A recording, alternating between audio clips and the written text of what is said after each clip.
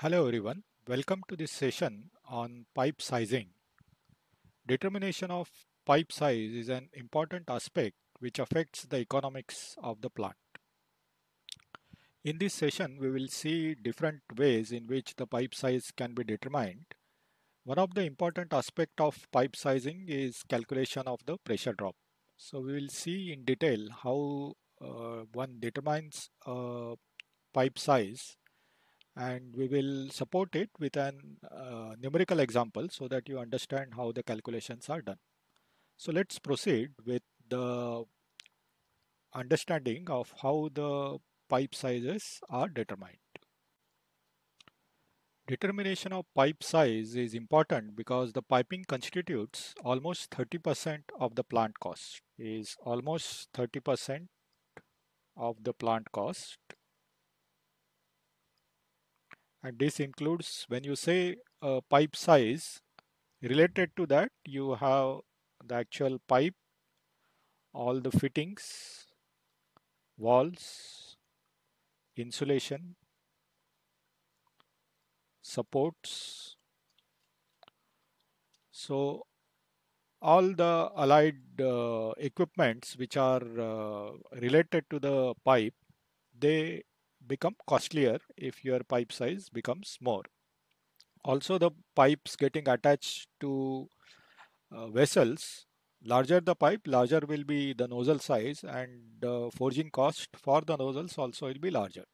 So as such, the pipe size has to be done carefully, and optimum design of pipes is very essential.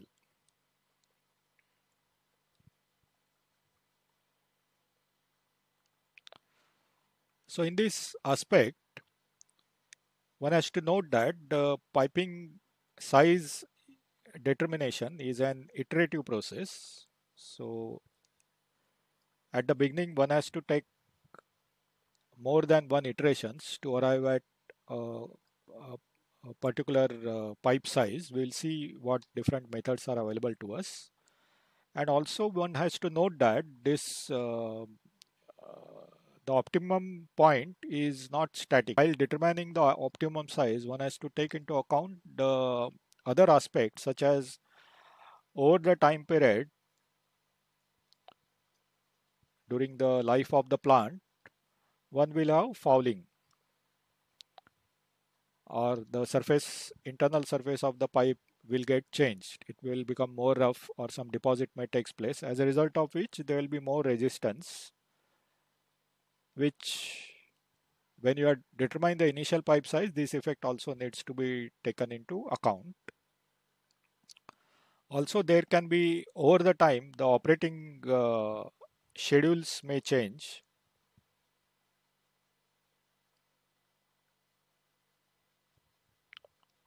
So in addition to the regular pressure drop related calculations, one has to take into account the future aspects of the plant operation also while doing these calculations. So just to give you idea as to the nature of pipe sizing, is not straight away calculation, but it's an iterative, and one has to take into account many factors which are other than the pure design conditions. There are three methods by which the pipe size is determined. The first method is velocity based. This is by far the most simple one. The second is based on pressure drop.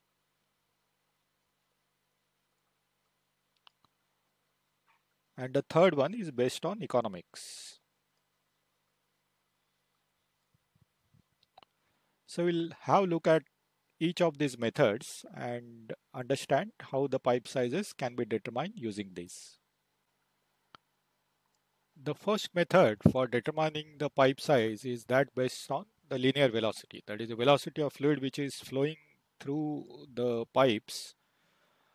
Depending on the service conditions, one can assume a certain velocity, and once you know the volume flow rate, based on the velocity, one can determine the cross section and hence the inside diameter of the pipe. So that is the most simplest way, but obviously it is the uh, very empirical way of doing the calculations.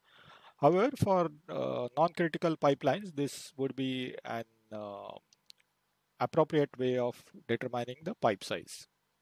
Essentially, what you are doing is based on the service conditions, there are some norms which are set up which give you guideline as to how much velocity should be there for a particular service. So it is based on service condition, so which depends on the process type. So what type of process one is having, the material and fluid combination. So which fluid is flowing against which material. So this combination also affects the velocity, maximum velocity which you can consider for that pipe. The corrosion considerations. So corrosion is also an aspect which is dependent on the velocity. And finally, obviously, the cost. Cost is inherent in any of the methods that we are dealing with. So essentially, in this method, one gets a guideline as to for a given service and for a given material type, how much velocity of fluid should be there. And as I said earlier, we know from P&R diagram or from basic process block diagram how much flow rate should be there for in a particular pipeline. So for that flow rate, given velocity, one can calculate the pipe size. So that is how this method essentially works. How these velocities are determined is based on the experience. So it is essentially based on or the numbers of the velocities, they are based on the experience, past experience with that particular fluid. So if we take an example of a steam service, so if you have very high velocity, a steam which is flowing with very high velocities, in that case, the particles which may be foreign particles or maybe the condensate droplets, they will move also at very high velocity and they may hit against the walls and cause erosion. So you don't require velocity beyond certain limit. Whereas if you keep very low velocity, these particles, the foreign particles may settle inside the